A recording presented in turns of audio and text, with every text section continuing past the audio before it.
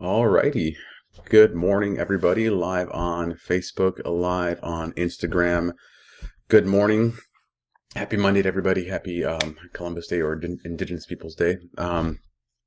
Today, some of you might have the day off if you're government employees, I think. I don't even know, federal employees. But for everyone who is jumping in live this morning, thank you for jumping in. Welcome to the PT on Ice Daily Show. My name is Dr. Guillermo Contreras. I'm a physical therapist here in Milwaukee, Wisconsin. Currently practicing as a teaching assistant for the fitness athlete as well as the older adult divisions of the Institute of Clinical Excellence. Just got back yesterday night from a fitness athlete course with Zach Long, a barbell physio, out in Denver, Colorado. And I just got to say, that was a phenomenal group. We were basically inside of this really cool police academy training facility that's inside an old airplane hangar, but they have like a full rig setup. They had like 10 squat racks. They have a full like fitness center, not to mention like their virtual reality training stuff, their simulation training facilities. Just phenomenal what they're doing out there with Blue Line physios, trying to make a huge difference in the lives of the first responders and the fire departments and the police departments, everything like that out there. So just wanted to give them a shout out in Denver, Colorado, Denver Police Academy and Blue Line Physios. Check them out. I think they told me they're not super active on social media right now, but maybe if we give them enough pressure, they'll start showing some more stuff. But very, very cool weekend. A lot of fun. Great group of about 18 people, including some CrossFit coaches, some police officers who run some of their wellness programs, and then just a great group of physios and a couple students as well. So a lot of fun. Had a great time. Happy to be back home. Got home a little late last night, so early morning for me and just getting going. But before we dive into the topic at hand, which today is why intensity matters, we're going to go over what we got coming up in ICE. What can you look forward to? From what I can tell in the research I did on my own, it looks like there's only one course left in the month of October. That's an open live course, and that is going to be Professional Bike Fitting Certification. That's going to be next weekend. Nope. 2 weekends, October 23rd and 24th. That'll be in in Golden, Colorado. I believe that one is with Jason out there teaching there. And that's all we have left as far as open live courses in the month of October, at least from what I can tell, and what the research I do when I go on ptonice.com. I could be wrong. Feel free to go to the website ptonice.com or ice.physio to find out if I'm wrong, and please let me know in the comments if I am wrong. As far as online courses, right now we are full swing in the middle of our Essential Foundations for Fitness Athlete. Started up in September, and we're about 5 weeks in now. And our next cohort, if you've been looking to jump into that and get into the fitness athlete realm, is on December 6th. So if you're looking to work with fitness athletes in the CrossFit realm, in the weightlifting realm, any barbell athletes or functional fitness individuals, next cohort is starting up December 6th. We have been selling out the last few cohorts, the last 2 or 3. So by all means, if you've been dying to get into it and you want to be the person similar to me who waits until the last minute, I highly recommend you put that procrastination aside for a little bit, sign up and get in there as soon as you can so you can not regret later on not being able to. Or I have to email Alan, very upset that you can't get in, and hope he has some sympathy for you. As far as advanced concepts, we have that a couple times a year. The next cohort isn't until next year, 2022. So that'll be February 6th of 2022. So as soon as the year turns over, that course also fills up. That's a smaller course, smaller online course because of the level of difficulty, the amount of stuff that goes into it. So that one does sell out as well. So February 6th is the next cohort. So you have a few months here, November, December, January, 4 months before that starts up, 3.5 months, whatever. But you have 3.5 months to kind of sign up for that one and get into that. As far as the older adult division, we have Modern Management for the older adults starting up the first thing of 2022. First of 2022, January 5th, 2022. The next cohort of Modern Management for the older adult Essential Foundation starts up. Fairly certain that they don't ever not sell out, especially with their online cohorts. I think they just sold out the one that's going to start here soon, last week or so. I think they start in November. I have to remember these things. but they sell out really fast. So again, if you're looking to work with older adults, if you work with older adults, which again, any of us who work anywhere are working with people getting into their 60s, 70s, 80s, this course is essential for you to take. It is, your mind will be blown. You will learn so much. The way you treat, the way you look at, the way you talk about older adults, everything gets changed. So highly recommend if you've been on the fence about it, not sure which one to take, and you're just trying to change who you are as a clinician and how you treat older adults, absolutely sign up for Modern Management, the Older Adult, the Foundations, Essential Foundations, and then be on the lookout for when they come live, because the live course is a lot of fun. Fitness Athlete Live, I think the next one is in November, but I'll let Fitness Athlete Friday take care of all of those. So the topic today, as I mentioned, is why intensity matters. And this came about, again, over the weekend, just listening to Zach present and a couple different things, people asking some specific questions about working with individuals. And the topic that we always talk about at the live course and Essential Foundations is the reason CrossFit gets a bad rap sometimes is because we work out for time. And the intensity is important, and we want that to be an aspect of it because it gives objectable, measurable, repeatable data that we can use. And people come on board with that. The issue sometimes comes up with, like, when should we be pushing too much in the clinic, or should we be pushing people at all?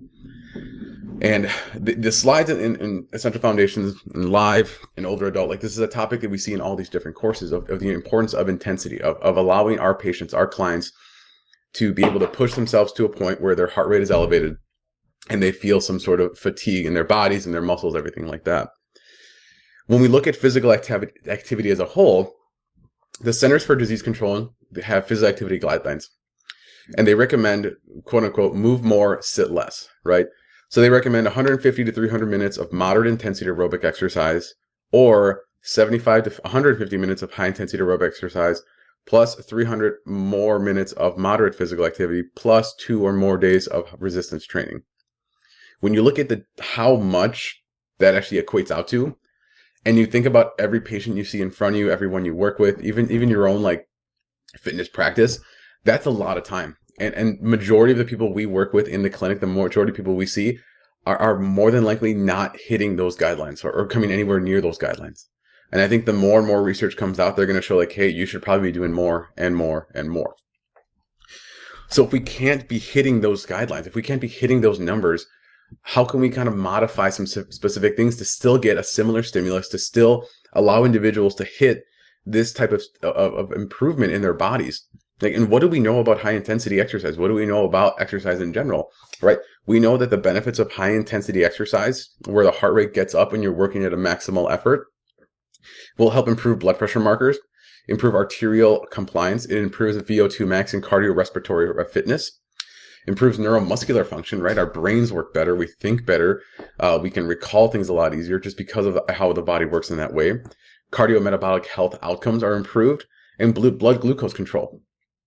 And when we think about every individual that comes into our clinic that we work with and we see, how many of them are dealing with some sort of other health issue? How many of them are dealing with, like, a type 2 diabetes or on the fence for type 2 diabetes? How many have blood pressure issues? How many of them are limited in their cardiorespiratory function and fitness? How many of them get gas going up the stairs or carrying their groceries, or intentionally park close to the store so they don't have to walk as far because they get really fatigued and they get into that scooter thing and drive around? We as PT professionals are at the forefront of being able to change this, to help in some way. And when we look at patients who are dealing with low back pain, shoulder pain, knee pain, what we know about when fatigue kicks in, when we're tired, when we're worn out, is pain seems to be worse.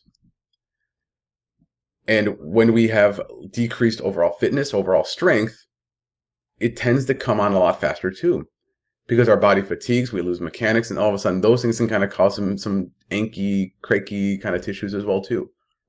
So if we can get our patients to buy into what we're trying to sell, if we can get them into the idea of, like, hey, I know we're here for your shoulder pain, but I want to do these other things as well that are maybe going to get you a little bit sweaty, are going to get you a little bit out of breath, are going to make you feel a little bit tired. But I promise that what they're doing is we're improving overall health markers. We're going to probably help a little bit with that glucose kind of control, like the insulin sensitivity. We're going to help a little bit with kind of reducing that blood pressure. So maybe you don't have such a strong heartbeat spike and you can kind of breathe a little bit better.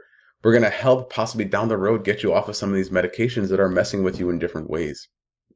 And again, I don't think it's our place to like just throw those out there and claim them. But if we can get into some buy-in saying like, hey, we're going to push the intensity a little bit, because I think it's really important that we also not just be here for helping you get out of pain, but we also want to see how much we can improve your life. How possible is it for me to work with you one-on-one for these next 6, 8, 12 sessions, whatever it is their plan of care, whatever the plan of care is, and also improve overall fitness and health and get them to a point where they're not needing to come back to physical therapy every 2 months, every 3 months, because you give them the guidelines, the building blocks, the blueprint, whatever you want to call it, to be able to maintain their fitness after they leave your clinic, to understand how to dose things and how to work on things on their own to be able to improve their overall health and continue to reduce their pain and keep their pain at bay. So how do we introduce it? How do we use intensity in the clinic? Right? Majority, unfortunately, it is a lot of 3 sets of 10, 4 sets of this, 3 sets of this. Try 1 set of this with good form. Cool. Let's go to another one. Try 4 reps of this. Good. Go to this one. Go 3 reps or 8 reps or 12 reps of this. Good. What if we combined it, right? We talk about the REMOM a lot in fitness athlete. We talk about the REMOM in older adult. We talk about the REMOM in cervical spine, in lumbar spine, in extremity management. We talk about REMOMs all the time. And why do we talk about them? Because they work. They work so, so beautifully. The fact that we can introduce a little bit of cardiorespiratory fitness in there. Can we get someone on an assault bike? Can we get them on a rower? Can we get them on even like a pedaling bike? Get them going 40 seconds hard so their heart rate gets elevated. Have them come off. Okay, now I want you to do this mobilization exercise or this midline stabilization exercise or this like single arm pressing exercise for shoulder pain. And then minute number 3, can I have them do some sort of midline work? Can I have them do some mobility work, right? Can we pull it all together where it becomes something a little bit more exciting, something interactive, something where they have a clock that they're working against? If you're for like sample REMOM, right? Just like I said, get there on an assault bike. Can you do 30 seconds as hard as you can on an assault bike?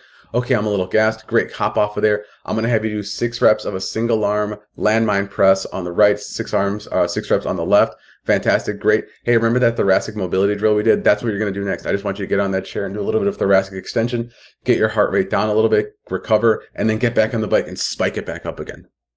Right? High intensity interval training is fantastic, obviously as a modality for fitness, but we can incorporate it into our wellness programs, into our rehab programs, and get really great buy-in from patients.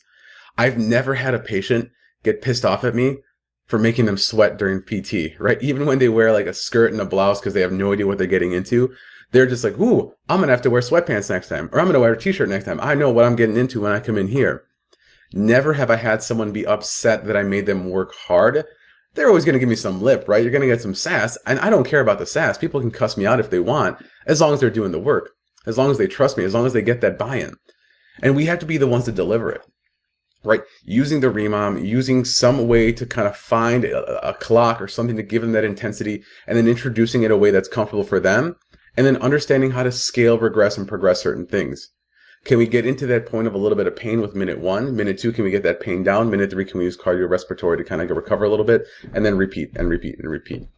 It's a great way to dose your home exercise programs as well, right? If someone knows, okay, I have a 12-minute EMOM and that's my home program for the next 5 days, it's a lot easier to say, like, how long is it going to take me? Oh, it's going to take me exactly 12 minutes versus like, okay, I have 3 sets of this, 4 sets of this, 2 sets of this, and 5 60-second holds here. And then if I rest this much, okay, maybe it'll take me anywhere from 25 to 30 minutes. Not really sure. Okay, I'll do this later today when I have more time, right?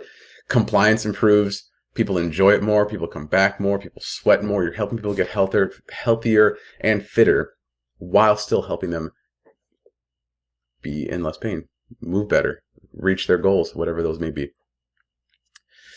There's a lot of evidence behind this. There's a lot of evidence. There's a lot of research out there. There's really great articles that if you've taken Essential Foundations or the live course, if you go to the resources page, there's all those in there too. So if you're an alumna of those courses, definitely go back and check those out, read those. If you want them, feel free to reach out. I can gladly get the sources for you, post them in the comments and share them in that way.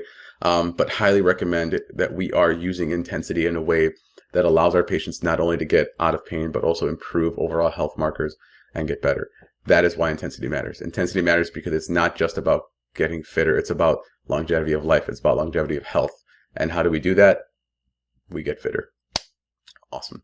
Thanks for tuning in, gang. Hopefully you enjoyed that. Hopefully you got something out of it. Hopefully those little sample remounts help a little bit too. I know those some questions we still get pretty often from people. So hopefully that helps.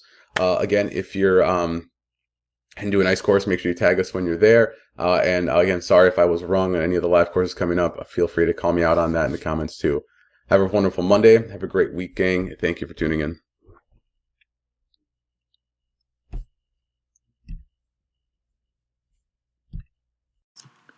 Hey, thanks for tuning in to the PT on Ice Daily Show. If you enjoyed this content, head on over to iTunes and leave us a review. And be sure to check us out on Facebook and Instagram at the Institute of Clinical Excellence. If you're interested in getting plugged into more ICE content on a weekly basis while earning CEUs from home, check out our virtual ICE online mentorship program at ptonice.com. While you're there, sign up for our Hump Day Hustling newsletter for a free email every Wednesday morning with our top 5 research articles and social media posts that we think are worth reading.